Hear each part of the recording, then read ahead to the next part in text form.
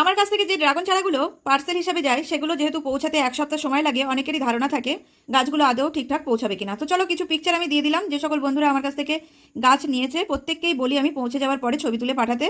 তো তার ভিতরে কিছু ছবি তোমাদেরকে দিলাম। আশা করি এটা দেখে তোমরা বুঝতে পারবে যারা গাছ নিতে ইচ্ছুক যে গাছগুলো মোটামুটি সেফ পৌঁছায়। তো বসানোর পরে সপ্তাহ দুয়ের মধ্যে কিন্তু এরকম ছোট ছোট নতুন ডালও বেরিয়ে আসে। এই ছবিগুলো কিন্তু ওনাদেরই পাঠানো, যে সকল বন্ধুরা গাছ নিয়েছে। তাদের মধ্যে কিছু বন্ধু কিন্তু এইভাবে গাছের পরিবর্তন যখনই দেখতে পায়, মানে গ্রোথ আসে, তখনই কিন্তু আমাকে ছবি বা ভিডিও করে পাঠাই। তো সেগুলোই একটু তোমাদেরকে শেয়ার করে দিলাম, কারণ অনেকেই মনে করো যেহেতু কচি ডালগুলো আমি কেটে দিই, মাটিগুলো ঝরিয়ে দিই, তারপরও গাছগুলো গ্রোথ নেবে কিনা। তো আশা করি দেখলে তোমরা বুঝতে পারছো। তবে আমার ড্রাগন গাছের পার্সেল সম্বন্ধে এত ভালো ভালো কথার পরেও এই ভিডিওটা একটু তোমাদেরকে দেখাবো। এই চারাটাও কিন্তু কোনো এক বন্ধুর বাড়িতে গেছে, তো একটু ড্যামেজ হয়ে গেছে, তোমরা দেখতেই পাচ্ছ। যেহেতু কোরিয়ার করে যায়, তো যিনি ক্যারি করে নিয়ে যান উনি হয়তো ভুলবশত ফেলে দিয়েছেন পার্সেলটা, না হলে কোনো একটা জায়গায় ভালো রকম চাপ খেয়েছে, তার জন্য এটা হয়েছে। তবে এটা মাথায় রাখতে হবে, গোটা 50টা পার্সেলের মধ্যে একটা পার্সেলে কিন্তু এটা হতে পারে।